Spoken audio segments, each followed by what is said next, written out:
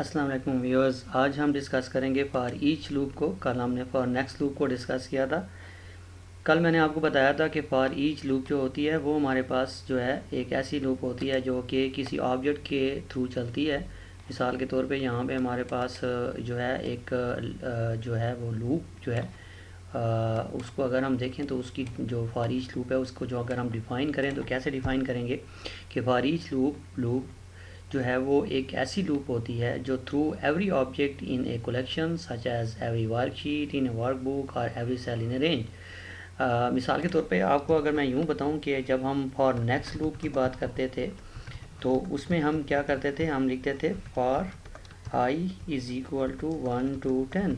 तो इसमें बेसिकली एक आई काउंटर होता था जो 1 से लेकर 10 तक, तो ये नंबर के थ्रू एग्जीक्यूट होती थी। इसमें हम बताते थे कि ये कैसे एग्जीक्यूट होनी है, नंबर 1 by 1 नंबर्स के थ्रू काउंट को जो है वो हमने एग्जीक्यूट करना है। जबकि इसके मुकाबले में जो फॉर ईच लूप होती है वो हमारे पास जो है किसी ऑब्जेक्ट के एलिमेंट के थ्रू जो है वो का जो है वो एग्जीक्यूट होते हैं। मिसाल के तौर पर हमारे पास एक ऑब्जेक्ट है टेबल। अब इस टेबल में हमारे पास 10 रिकॉर्ड हैं। कितने रिकॉर्ड हैं? 10 रिकॉर्ड हैं। तो हम क्या करते हैं, for each record in table, तो ये हमारे पास लूप बेसिकली बन जाती है for each record in table, यानी कि इस टेबल के हर रिकॉर्ड के लिए ये स्टेटमेंट जो है वो यहाँ पे हम नेक्स्ट, ठीक है जी, और रिकॉर्ड, तो यहाँ पे हमारे पास नेक्स्ट आ जाएगा। तो इसका मतलब है कि ये हमारी बॉडी बन रही है। यहाँ पे हमारे पास क्या बॉडी बन रही थी, ये बॉडी बन रही थी, यहाँ पे हम नेक्स्ट लिखते हैं। तो इसका मतलब है कि ये लूप 1 से लेकर 10 तक चलेगी। ये तो स्टैटिक लूप है, यानी कि हमेशा 1 से लेकर 10 तक ही चलेगी। लेकिन जब आप फॉर ईच लूप की बात करते हैं तो ये उस टेबल के जितने भी रिकॉर्ड होंगे उतनी दफ़ा चलेगी। अब 10 रिकॉर्ड हैं, 15 हैं, 20 हैं, तो ये बेसिकली ईच रिकॉर्ड के लिए जो है वो इस टेबल के हर रिकॉर्ड के लिए ये लूप जो है वो एग्जीक्यूट हो जाएगी। तो बेसिकली जो फॉर ईच लूप होती है वो किसी ऑब्जेक्ट के तमाम एलिमेंट्स के लिए जो है वो 1 by 1 जो है वो एग्जीक्यूट होती है। अब मिसाल के तौर पे यहाँ पे अगर हम देखें, हमारे पास ये एक वर्कबुक है, इसमें जो है 1 2 3 4 वर्कशीट है। अब हम सिंपली अगर इसमें हम जो है Alt F11 प्रेस करते हैं और ऑब्जेक्ट, यहाँ पे हम कोड विंडो में जाते हैं, इंसर्ट मॉड्यूल, एक मॉड्यूल इंसर्ट करते हैं सब, और उसका नाम हम दे देते हैं मेन, कोई भी आप नाम दे दें। अब इसमें हम बेसिकली फॉर ईच लूप को आज डिस्कस कर रहे हैं। तो हम यहाँ पे एक वेरिएबल बना लेते हैं, dim ws as my work, ws as worksheet.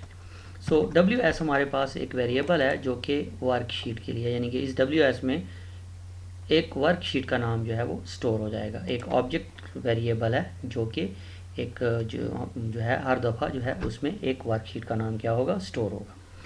अब यहाँ पे हम बेसिकली यहाँ पे मैं एक लूप चलाता हूँ, for each ws in sheets and then next.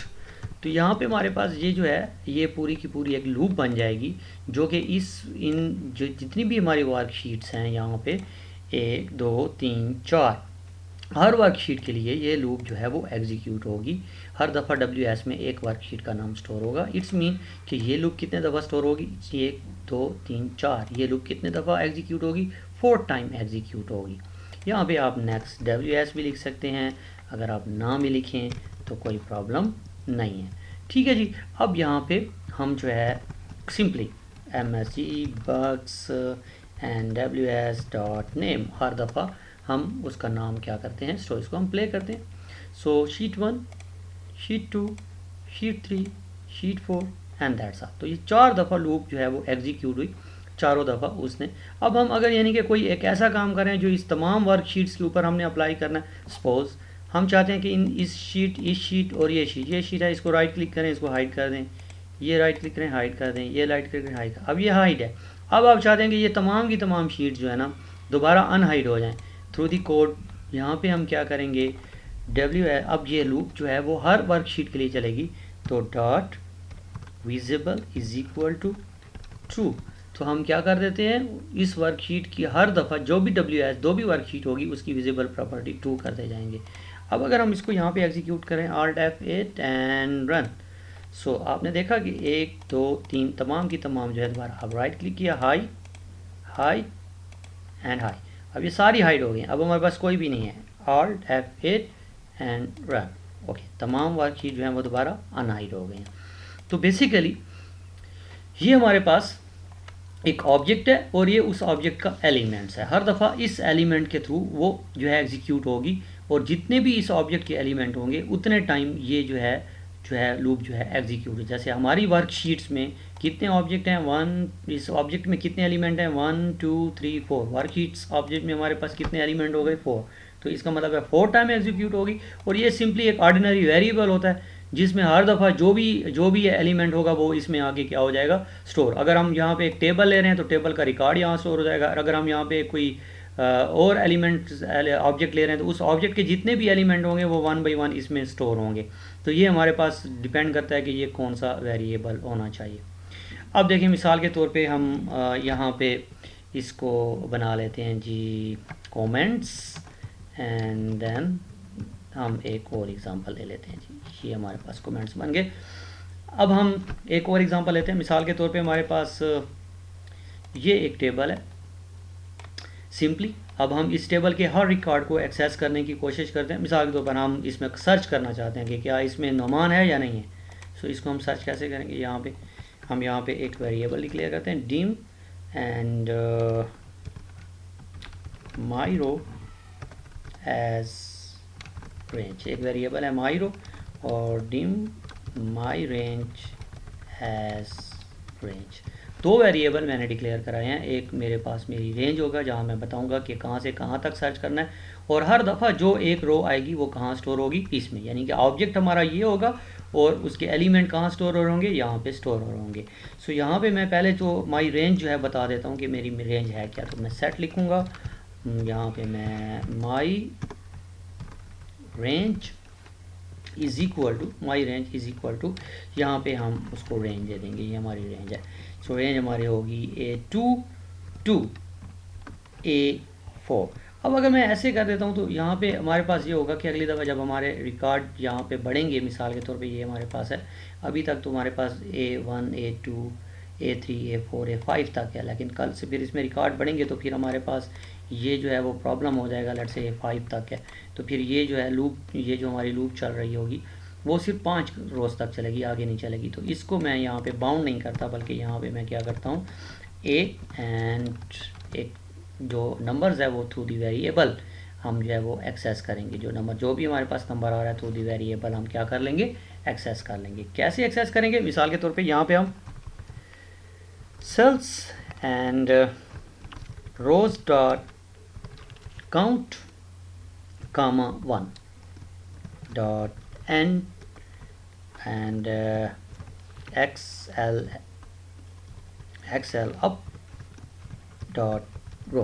Basically ये फंक्शन हम क्योंकि ऑलरेडी पहले भी डिस्कस कर चुके हैं, ये फंक्शन बेसिकली करता क्या है, ये फंक्शन बेसिकली ये करता है कि हमारी जो लास्ट रो होगी, ठीक है, हमारी रेंज के अंदर जो हमारी राइटिंग रेंज होगी उसकी लास्ट रो को, यानी कि जितनी लिखी हुई रोज़ हैं ये बेसिकली उसमें से आखिरी हमारी जो रो होगी उसका नंबर हमें रिटर्न करेगा। और वो नंबर यहाँ पे लग जाएगा, वो 5 है या 6 है या 7 है, तो हमारी A2 to A7 A2 to A6, अभी क्योंकि 5 आएगा तो A2 टू A5 हमारी रेंज बन जाएगी। तो ये हमने यहाँ पे इसको सेट कर लिया। अब आ जाते हैं लूप चलाते हैं हम। यहाँ पे हम लूप सेट करेंगे, सेट दी लूप सेट करेंगे फॉर एक्सेस ईच रिकॉर्ड। सो क्या करेंगे हम, यहाँ पे हमारे पास फॉर ईच हमारे पास माई रो इन, हमारे पास जो ऑब्जेक्ट है वो हमारे पास है माई रेंज, जो रेंज है हमारी वो हमारे पास है। आप डायरेक्ट ये यहाँ पे भी लिख सकते हैं, ठीक है, जैसे हमने वर्कशीट्स यहाँ पे यूज़ किया था, यहाँ पे आप रेंज यूज़ कर सकते हैं। आपका ऑब्जेक्ट है, रेंज ऑब्जेक्ट बन जाएगा, लेकिन हमने उसको ज़रा यहाँ पे स्टोर करा लिया और फिर एज ए वेरिएबल उसको एक्सेस कर रहे हैं। तो बेसिकली ये वही रेंज है जो कि हम यूज़ कर रहे हैं। तो इस रेंज की हर रिकॉर्ड्स, हर रो को हम माई रो में जो है वो स्टोर करना चाह रहे हैं। एंड नेक्स्ट, सो ये हमारे पास आ जाएगा नेक्स्ट। अब हमने करना क्या है, अब हमने कोई भी काम करना हो, मैसेज बॉक्स सिंपल हम इसमें यूज़ करते हैं, MSGBOX बॉक्स, एंड यहाँ पे हम कोई भी मैसेज दे देते हैं। मिसाल के तौर पे हम यहाँ पे सिंपली उसका जो मेरी रो होगी, माई रो, ठीक है, हमारे पास माई रो डॉट, इसको जो वैल्यू है वो हम यहाँ पे डिस्प्ले करा लेंगे, यानी कि हर टाइम जो भी हमारी रो होगी उसकी जो वैल्यू होगी वो यहाँ पे इसकी डिस्प्ले हो जाएगी। तो अब जैसे ही हम इसको Alt F8 इसको हम रन करते हैं, ओहो सॉरी, यहाँ पे हमारे पास एरर आ गया है। So my range is equal to range A2 to A and cell rows dot count comma 1 and XLF, sorry यहाँ पे हमारे पास क्या आना चाहिए, XLF, तो हमने XLF यहाँ पे करें Alt F8, हम करेंगे Alt F8 and run। So first is Salim and Majid and Naman and Ali and that's all। So आपने देखा कि हर दफ़ा ये रो चली और उसने जो है हमें हर दफ़ा जो है वो पहला सेल जो है उसमें क्या किया, रिटर्न किया। तो यहाँ पे हम इसको मुख्तलिफ़ मकासद के लिए फिर इसको यूज़ कर सकते हैं। मिसाल के तौर पे अगर आप सर्च करना चाहते हैं कि इसमें कोई रिकॉर्ड है या नहीं है, तो आप अभी मिसाल के तौर पर हम इसमें से कोई एक नाम सर्च करना चाहते हैं, लेट्स से हमारे पास माजिद है, हम माजिद को सर्च करना चाहते हैं कि माजिद जो है वो इसमें है या नहीं है। सो हम इफ़ हमारे पास जो माई रो, अब हमारी जो रेंज है वो बेसिकली ये है, ये हमारे पास रेंज है, ऐसे जैसे हम लिखते हैं ना रेंज एंड दैट, तो ये हमारा बेसिकली उसकी रेंज आ रही है माई एंड रेंज, जो उस वक्त हमारी रेंज होगी वो एक रो के ऊपर होगी, ठीक है। तो इसमें बेसिकली हम रो इंडेक्स भी बता सकते हैं और कॉलम इंडेक्स भी, यानी कि ये एक जो है वो सेल्स को डिफाइन कर रहा है कि ये एक सेल है हमारा। तो बेसिकली हमारे पास अब हमने जो सर्च करना है वो क्योंकि पहले खाने में सर्च करना है, इस खाने में सर्च करना है, तो इसलिए हम इसको जो है वो उसी जो हमारा पहला खाना है उसके अंदर जो है वो सर्च करने की कोशिश करेंगे। अगर हमने दूसरे में करना है तो फिर हम वहाँ पे जो है वो उसका दूसरे का जो है वो एड्रेस जो है वो उसको जो है हम दे देंगे। तो हम डायरेक्टली भी यूज़ कर सकते हैं, और हम अगर आप कंफ्यूज हैं तो आप इसमें लिख सकते हैं, सेल्स का ऑप्शन यूज़ कर सकते हैं ताकि आपके लिए आसानी हो। इसमें अब आपने रो देनी है और कॉलम देना है। अब रो मेरी क्या होगी, माई रो डॉट रो होगी, और कॉलम हमारे पास कौन सा होगा, 1 होगा, यानी कि हमने पहले, तो आप यूँ भी कर सकते हैं, आप डायरेक्ट भी कर सकते हैं, मुख्तलिफ तरीके हैं। तो यहाँ पे डॉट वैल्यू, इसकी वैल्यू अगर हमारे पास किसके बराबर है, यहाँ पे हम कोई सर्च कर लेते हैं माजिद। सो यहाँ पे हमारे पास किसके बराबर है, माजिद के, तो यहाँ पे हम लिख देते हैं कि अगर देन क्या होगा, then message box record is found at line number. अब आप उसमें लाइन नंबर भी दे सकते हैं। यहाँ पे लाइन नंबर हमारे पास कौन सा होगा, एंड माई रो डॉट रो, उसका जो है वो रो नंबर यहाँ पे आ जाएगा। एंड इफ यहाँ पे कर देते हैं। अब यहाँ पे सिंपली हमने ये काम किया, और यहाँ पे हम जो है ये लूप जो है वो हर दफ़ा चलेगी और फिर उसमें देखेगी कि वो कहीं ना कहीं मैच होता है या नहीं होता। तो यहाँ पे हम इसको Alt F8 and run. So record is found at line number 3। So line number 3 हमारे पास ये है, रिकॉर्ड अब यहाँ पे आपके पास आ गया। अभी आपने यहाँ पे अगर उसका जो है फ़ोन नंबर रिटर्न करना है, तो यहाँ पे आप उसका फ़ोन नंबर भी इसी तरह से जैसे हमने यहाँ पे लिखा है कि उसका फ़ोन नंबर कौन सा होगा, तो इसी चीज़ को आप यहाँ पे कॉपी कर लें। ये देखिए, ये क्योंकि हमें बता रहा है यहाँ पे। सो हम इसको क्या करते हैं, line number record is found, ठीक है, और यहाँ पे हम लिख देते हैं and phone number is equal to and sign and 2, because of that phone number हमारा कॉलम नंबर 2 में, रो तो वही होगा, फोन नंबर वही होगा हमारा। सो ये हमारे पास आ जाएगा। सो Alt and F, so we execute this Majid and run। so phone number is 254 Majid and phone number is 254, record is found and phone number is 254। सो आपने देखा कि आपने जो है वो उसकी जो है हर रो के लिए उसको आपने एग्जीक्यूट किया। अब आप ये भी कर सकते हैं कि इफ़ हमारे पास यहाँ पे देखें, ये हमारे पास कॉलम नंबर 3 है, तो अगर हम यूँ कहें कि जी कॉलम नंबर 3 की वैल्यू को चेक करो, अगर वो हमारे पास है, तो आप ये करो कि देन व्हाट वी डू। सो अगर पास है तो उसका जो कलर है वो ग्रीन कर दो, अगर वो फेल है तो उसका कलर रेड कर दो। सो हम यहाँ पे इसको चेक किया हमने, अगर पास है, वाकई पास है, तो cells dot my row dot row and cell वो हमारे पास होगा 3। तो यहाँ पे आप चेक भी 3 को कर रहे हैं, dot interior dot colour is equal to V B green else, और अगर ऐसा नहीं है इसी को कॉपी कर लेते हैं एंड सॉरी एंड इफ। अब देखें जी, यहाँ पे हम इसको कर लेते हैं रेड। तो आपने यहाँ क्या किया, आपने कहा पहले चेक करो कि जिस रो में अभी हम हैं, जिस रो में अभी हम हैं, तो तमाम रो में वो चेक करेगा हमारी रेंज के अंदर, और जिस रो में अभी हम हैं वो रो और सेल है ना, सेल में रो और कॉलम बताया था, तो वो रो जहाँ हम हैं और कॉलम हमारे पास कौन सा है, तीसरा, ये हमारे पास कॉलम तीसरा 1 2 3, और रो वो होगी जहाँ पे अभी हम हैं। उसकी वैल्यू अगर पास है तो फिर तुम उस सेल के कलर को ग्रीन कर दो, अदरवाइज उस सेल के कलर को रेड कर दो।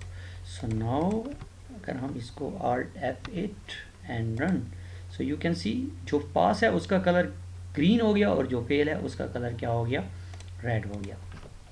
उम्मीद है नाजरीन आपको ये वीडियो पसंद आई हुई होगी और आपने फॉर ईच लूप के मतलब थोड़ी सी इन्फॉर्मेशन हासिल की होगी। इसकी मुख्तलिफ एग्जांपल करके देखें, प्रैक्टिस करें। तब तक के लिए इजाज़त। हमारे इस वीडियो को अपने दोस्तों के साथ ज़रूर शेयर कीजिएगा और हमारे चैनल को सब्सक्राइब कीजिएगा। Thank you.